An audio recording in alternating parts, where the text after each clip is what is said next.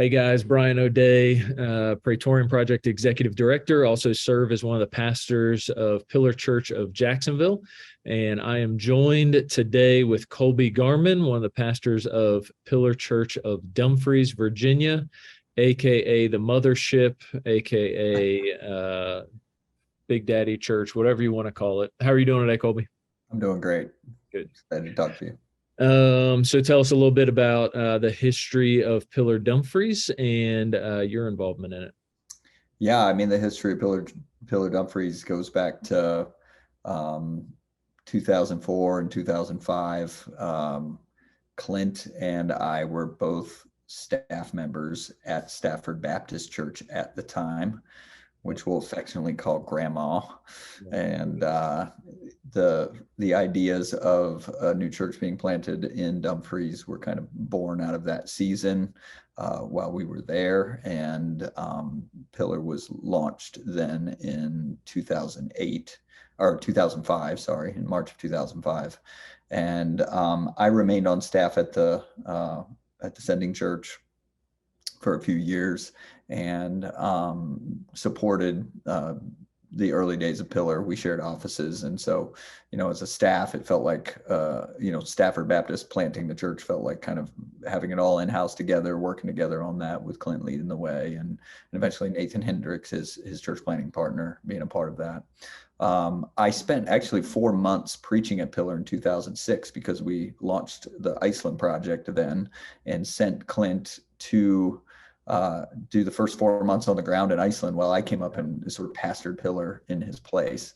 And so I was there, preaching for those 4 months, came to love the church in the really early days and made like a deep pastoral connection. So then a year or so, about a year and a half later, when Annie and I moved to Iceland ourselves, Pillar and Stafford Baptist were sort of our sending churches on that mission. And Right.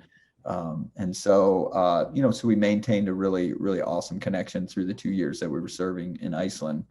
And then when my family came back to the U.S. in 2010, to having to return because of a medical situation, we came back and eventually joined the staff at Pillar, and I joined on as the teaching pastor. And that was kind of in the pre-launch phase of the Praetorian Project. We had an idea about what it was going to be. We had some concepts. We were starting to talk about it. We didn't have a name yet, and really got to be a part, sort of being the primary teaching pastor at Dumfries during the time when we were all conceiving what the Praetorian Project was going to become, what it was going to look like. And so that was an exciting time to jump in and be full time. And I've been here at kind of for the ride ever since then. So I believe one of your claims to fame, I think you came up with the name for Praetorian Projects and saved us from the name of the URA initiative. So I thank you for that.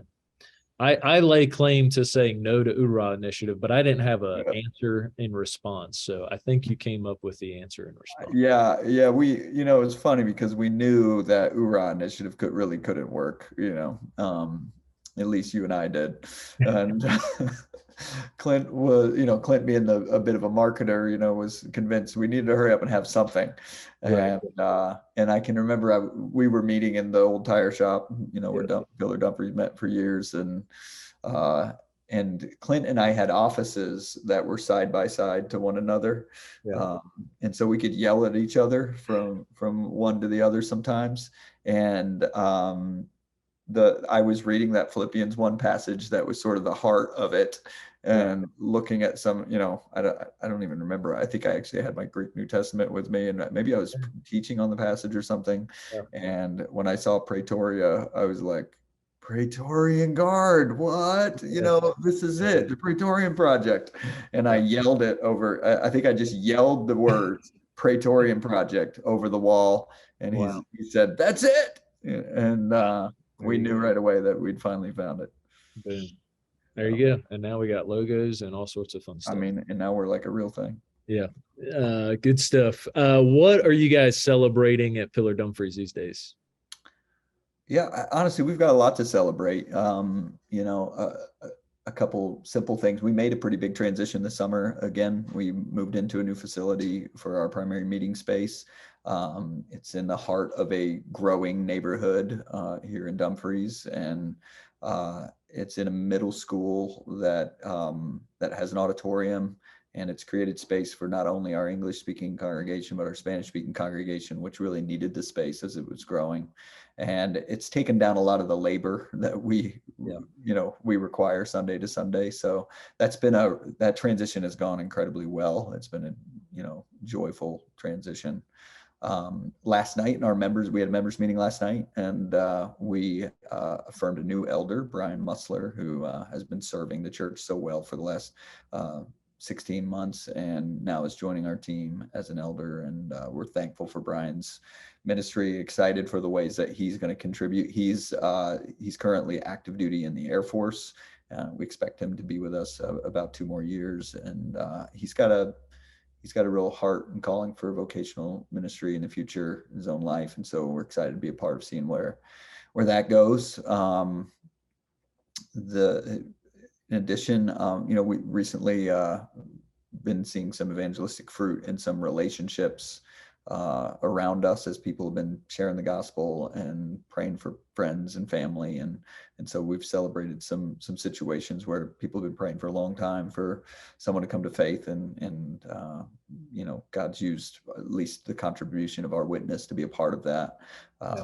That's really exciting. Looking forward to seeing more of that, praying for more of that, I know, as we are throughout the whole project.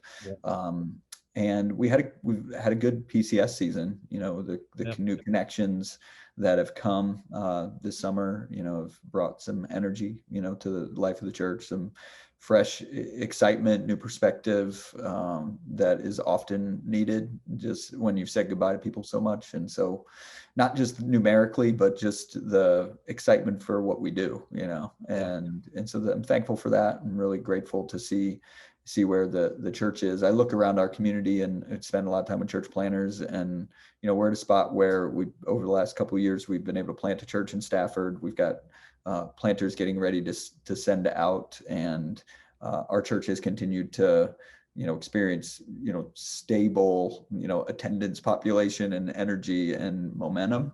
And that I don't take it for granted that over the last couple of years that's an anomaly in a lot of ways, and we're thankful to God for that, helping us navigate that season. So very cool.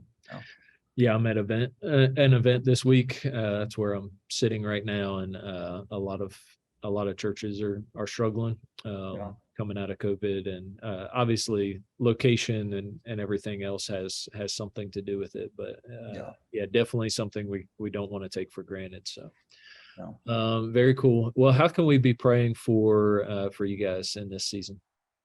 Yeah, a couple things come to mind.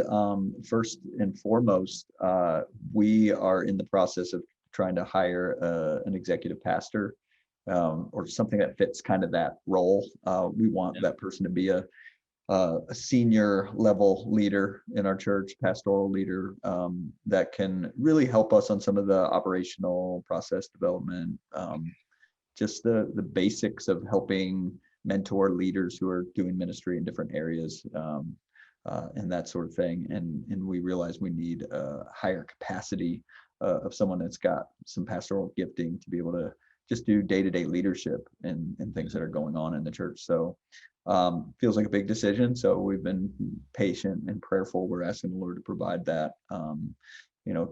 Committed to doing a few interviews out of the pool of applicants, over the next few months, and then trying to see what the best route is from there.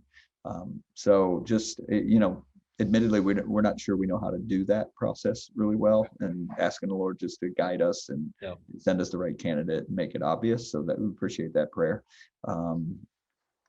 Both looking sort of near and far to us, and considering those who we've connected with. So that's one prayer. In addition to that, we're planning on sending out Pillar Church in Norfolk in this late spring to be able to launch maybe by the fall or something around that time. Carrie Julian, our planter in that situation, needs a church planting partner. And so we're hoping even maybe somebody listening to the recording right now who's wanted to get involved in our work might hear that and hear about what we're trying to do to start a new church in Norfolk and be drawn to join in that work. And so we're praying for a pastorally qualified guy to come and join with Carrie in that work. And so that would be a big thing.